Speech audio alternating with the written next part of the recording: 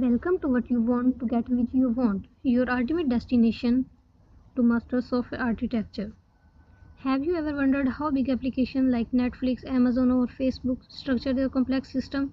The answer lies in the power of good architecture. Today, today we will break down what software architecture is, why it's important, and how it affects the way we build scalable and maintainable applications. In this video, we will cover what is software architecture, why is software architecture important, key components of software architecture, common software architecture patterns. Let's define software architecture. Simply put, it's the high-level structure of a software system. It's defined how difficult components interact and ensure the system meets both technical and business requirements. Think of it like a building's blueprint, just the architect's plan where the walls, rooms, and utilities go. A software architecture designs how modules, data, and process fit together. This blueprint not only guides developer but also ensures that the system is scalable, maintainable, and secure.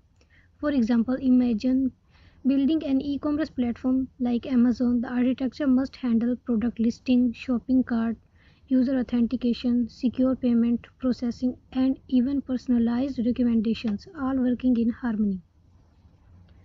Next, the importance of software architecture. Why is software architecture so critical? A well-designed architecture makes a world of difference in how an application performs and evolves. First is scalability. Scalability effectively handle more users and data. Next one is performance. Ensure the system runs fast and smooth. Maintainability. Make it easier to update and fix issues. Security. Protect sensitive data and system. For example, consider Instagram. It needs to serve millions of users simultaneously, delivering a smooth, real-time experience for scrolling, messaging, and media uploads.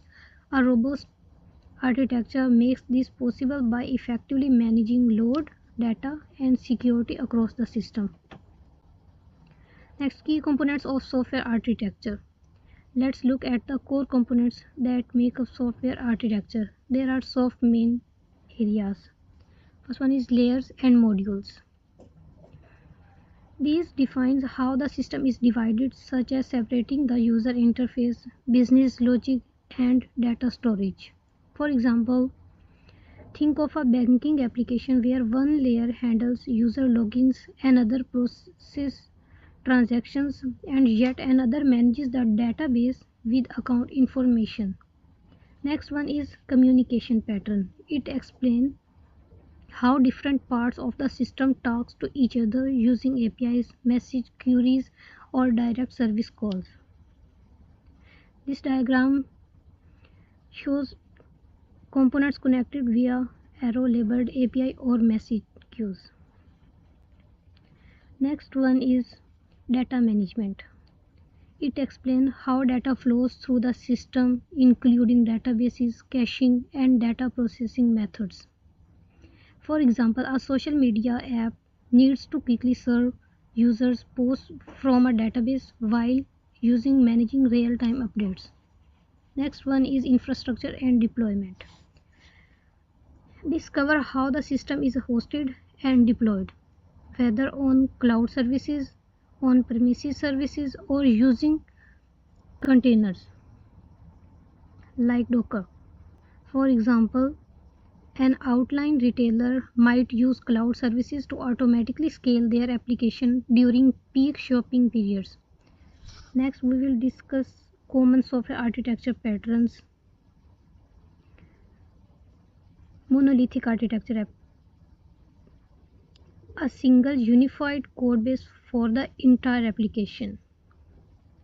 For example, small startups often start with monolithic architecture because it's simpler to deploy and develop.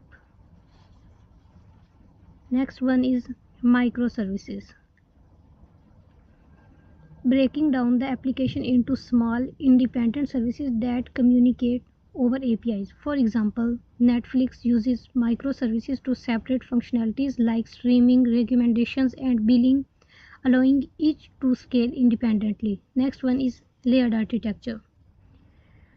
It organizes the application into distinct layers such as presentation, business logic, and data layers. For example, content management like WordPress use layered architecture to separate themes, plugins, and core functionalities. Next one is event-driven architecture. It defines systems designed to respond to event in real time. For example, stock trading platforms use event-driven architecture to instantly process market changes and execute trades. Today we cover the basics of software architecture, its definition, importance, key components, and some common patterns with real-world examples. Understanding these components is critical so they form the backbone of any successful software system. If you enjoyed this video, please hit the like button, subscribe to what you want for more insights on software architecture, and leave a comment below with any question or topics you would like to learn in the next. In our next video, we will dive deeper into the difference between monolithic and microservices architecture, explore their advantages and disadvantages for each. So stay tuned. Thank you.